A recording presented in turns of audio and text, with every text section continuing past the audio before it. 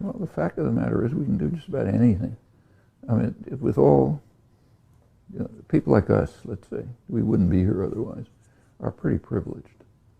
And we have the kind of privilege that few people have ever had in history or have now. And if you have privilege, you have opportunities. And the opportunities are almost boundless. I mean, thanks to the struggles of the past, it hasn't always been like this, but thanks to the struggles in the past, there's a tremendous amount of freedom. I mean, the state may try to repress you, but they can't do a lot. They can pass the NDAA, let's say, but they can't really implement it against the will of the population. I mean, look, there's a lot of, I think there's a lot of excessive concern in activist groups about state repression. I mean, it's not that it's not there. Sure, they'd like to do it. But first of all, it's always been there, and it's just kind of inherent in states and other power systems. And it's much weaker than it used to be. So take, say, there's this paranoia about concentration camps. They're going to lock us up.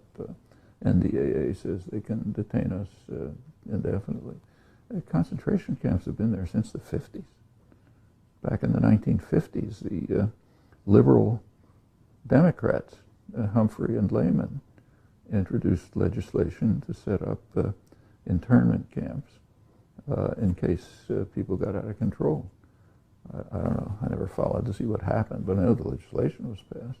But they can't do anything about it. I mean, take, say, the surveillance systems. Okay, they shouldn't have systems. We shouldn't tolerate systems where everything you say gets sent to a central computer, massive supercomputer in Utah, and they do this and that. But even if they have that data, what are they going to do with it?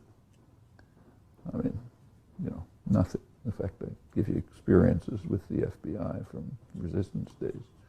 They can't do anything with it. And if they try, they'll arouse a popular reaction. So power really is in the hands of the governed, if they're willing to use it. And so what can we do, given that we're people with privilege? We have an enormous number of things we can do.